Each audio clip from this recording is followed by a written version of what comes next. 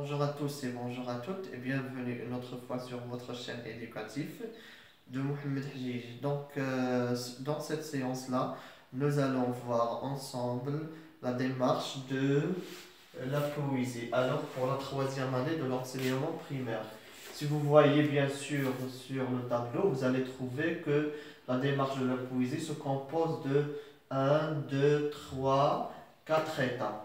Donc, on commence par la première étape. La première étape, c'est une étape de découverte. Donc, vous allez étudier l'image accompagnant du poème par l'observation des apprenants et les questions de l'enseignant. C'est-à-dire, nous allons imaginer une situation de communication ou bien une situation d'une illustration. Par exemple, vous voyez sur l'image un chat et une souris, la souris qui est sous la planche, et vous demandez aux élèves plutôt, que voyez-vous? Ils vont vous répondre, je vois, ou bien nous voyons un chat, qu'est-ce qu'il veut faire? Il veut attraper la souris, mais où est la souris? Elle est sous la planche, donc ainsi de suite. La deuxième étape, c'est une étape de présentation orale du poème. Donc, présenter oralement le poème 2 ou 3 fois.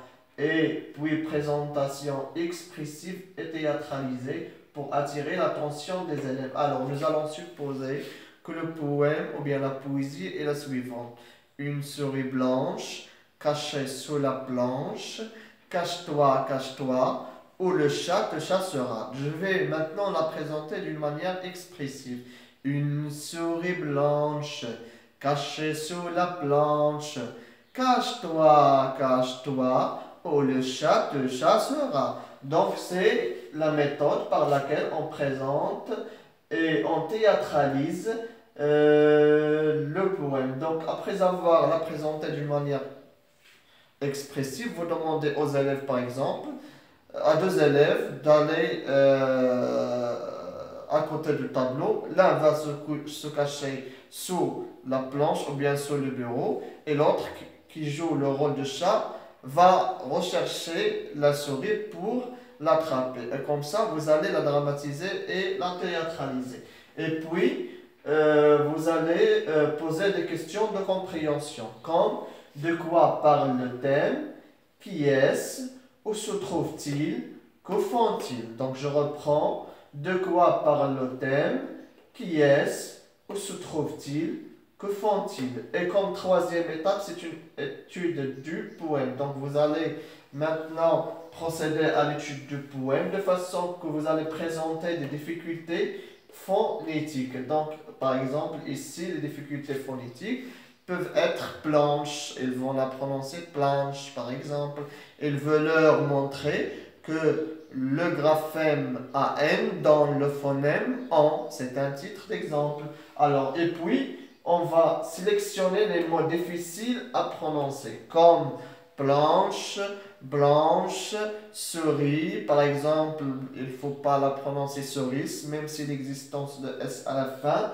Et puis, on présente les mots au tableau et on marque la difficulté par une autre couleur. Donc, après, c'est une lecture magistrale et puis individuelle et avec la lecture individuelle accompagnée d'une correction de l'enseignant.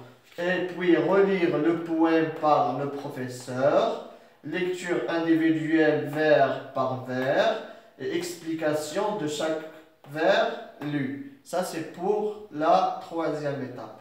Pour la quatrième étape, c'est une lecture, diction et correction.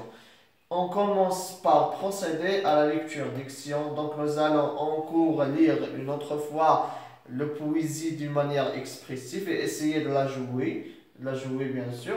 Et puis, encourager les élèves à être le plus expressifs et les pousser à s'auto-corriger. Donc, dans cette étape-là, on va demander aux élèves de jouer de manière expressive en faisant les gestuels, le poème, et si quelqu'un commet une faute, ils vont qu'à lui corriger la faute.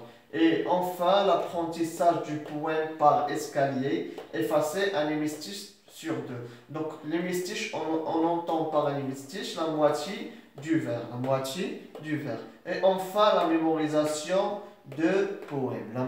La mémorisation de poèmes. Alors, j'espère que vous avez compris la séance d'aujourd'hui. Donc, je vous laisse en beauté, espérant qu'on se retrouve en bonne santé. Au revoir.